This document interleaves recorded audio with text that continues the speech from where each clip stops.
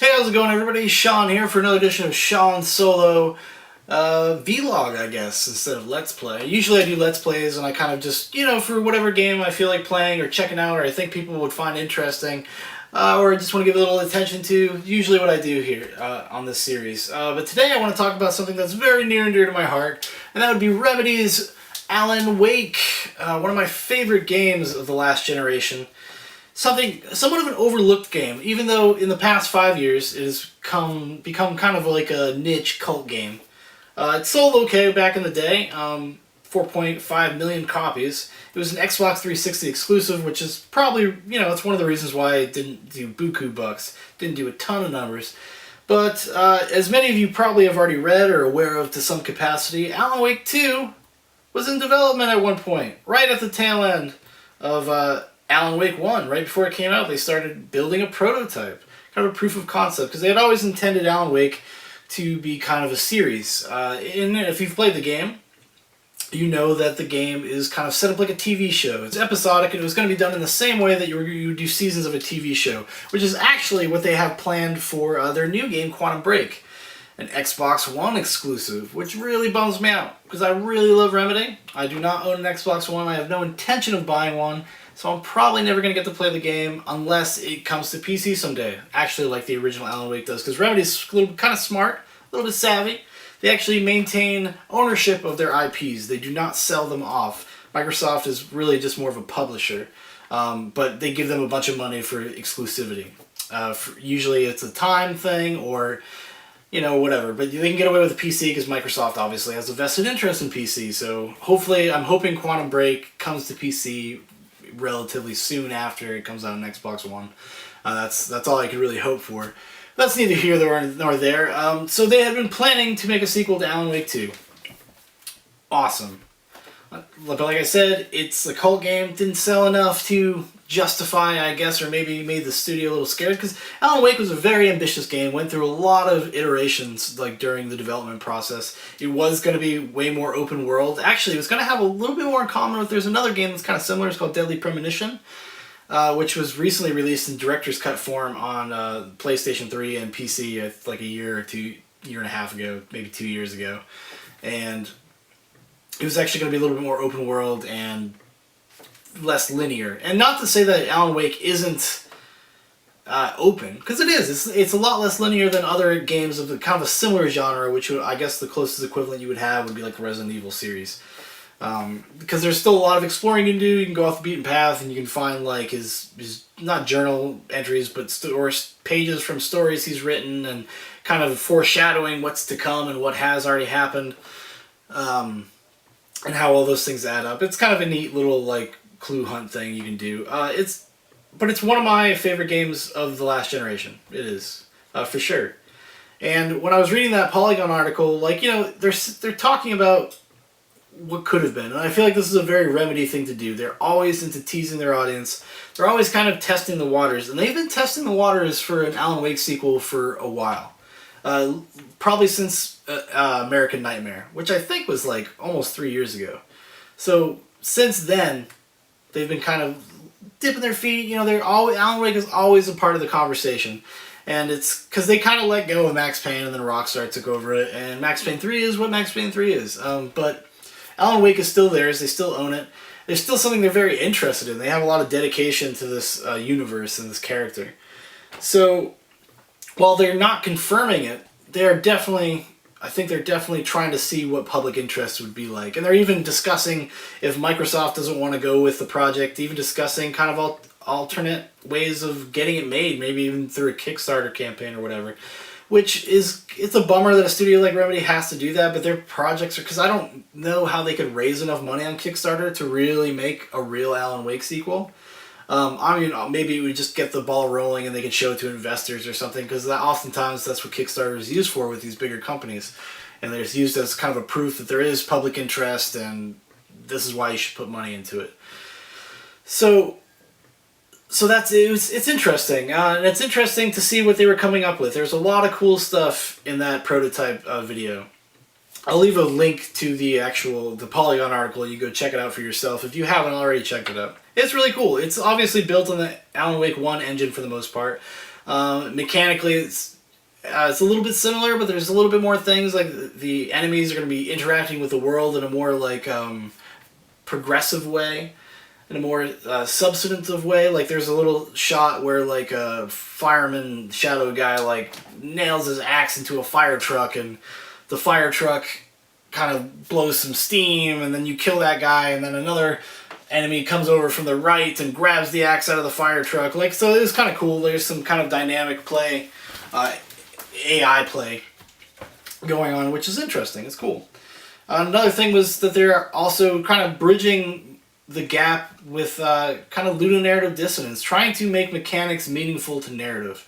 And the way they were going to do that in Alan Wake 2 was through this tears, the reality tears, which were basically Alan writing something and it affecting the world.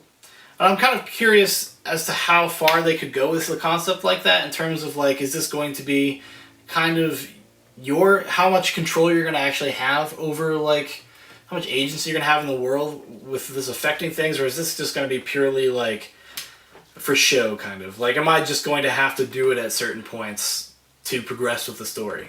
Or am I going to be able to do it for other things, to open up new areas and explore them and whatnot? So which I imagine is going to come into play. I don't think it'll be like bound to the narrative, but it'll probably be like involved with like kind of side questy type things. It seemed really interesting. And there was a lot of concept art and stuff. Basically, what they use a lot of the stuff from this game for American Nightmare, which is the more arcadey version of Alan Wake. It's basically just focused on the action, but they use like one of the settings is like this Arizona kind of hotel and long road, and then the villain that was going to be in Alan Wake 2 is going to be Mr. Scratch, which is kind of like Dark Alan Wake, which is kind of a reference to like Stephen King, because Alan Wake is the equivalent of Stephen King in this universe. So that was kind of a it's a fun little thing. So it's exciting where they might be able to move forward and take this franchise, and I really hope they do. I hope this is not another tease. I think they are definitely just testing the waters, which is very Remedy. They do that. They like to tease things out. They like to make a spectacle of stuff, and they like to have fun with the fans. And it's cool to see. And like, I really like they're kind of the figurehead of the company, Sam Lake. He's the one who does most of the interviews and whatnot. He's very candid, and he was very honest and candid about why they didn't make an Alan Wake 2 before they made Quantum Break, because he did a video. It was right before the E3 where Quantum Break was announced, and he just talked candidly about like, it's just not time. Like, we just don't have the resources or the support. Like, we're working on this new project, and the new project, while it's like a different IP and is different characters completely, it's more like science fiction oriented. It has to do with like stopping time and time travel. They're taking a lot of concepts and ideas like the episodic structure of the Alan Wake games, and they're putting it in there. And it looks really interesting. It actually looks really cool because they're blending this idea of there's actual like gameplay and you're going to be watching a TV series at the same time. That's on disc. It's not something you're going to have to... It's not like Defiance, where Sci-Fi Channel had like a TV show and then there was this MMO and the TV show would react to the MMO, which is good because it just sucks. I thought that was just really... not misguided. It was like, it's interesting in concept, but execution is just like, it's just too much dedication to something. So if I can just pop in a disc or just load up my download or whatever and watch the show and play the game together in one package, that I think is going to solve a lot of problems that maybe Defiance had. So they're definitely like there's a lot of continuity in their design philosophy for games, and it'll be interesting to see if they do an Alan Wake and how they're going to do it. There's even they kind of floated out there this concept of, we'll do it kind of like episodic. Like, episodic games are kind of in vogue at the moment. There's a lot of, because, Telltale obviously finding success with The Walking Dead, but other game companies have kind of followed suit. Like, even the last Resident Evil game, survival horror game, was Resident Evil Revelations 2 was released episodically. And granted, they had the whole game done and they just did it week to week, but it was just a neat, like, idea, I guess, a concept. And then, and then Square Enix is doing that with Life is Strange, and then Telltale's still doing it with the myriad of games they're putting out. So it is something I think that we have been kind of trained to not expect, but be okay with. Because there was a time where people would be like, oh, this is fucking aggravating. You have to wait to see the next part of the story. But I think Telltale's actually it's made a good argument for why it's not bad. And in me as an adult gamer, it's actually helpful because I can play these games in little chunks. So every month or so, like I play for another couple hours, and I can invest 2 hours into something. It's harder for me to invest 10 hours at a whack, like playing something like Dragon Age Inquisition. Like, I'm 60 hours into Dragon Age Inquisition.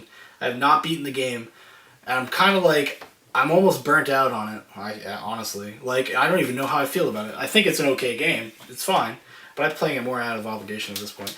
But it's just harder for me to, like, find the time to, like, really invest in that game and really get into it and really give it the time that it wants and demands of you, because it's a hard game to just blow through. You can't really do that. So the idea of Alan Wake 2 being episodic, like being released like month to month or whatever, is actually intrigues me. I actually would not be taken aback by it. I would totally embrace it. The only problem I can see is that like these games are expensive to make, and there's no way in hell they're going to charge like what Telltale or these other companies have been charging, which is generally around $25.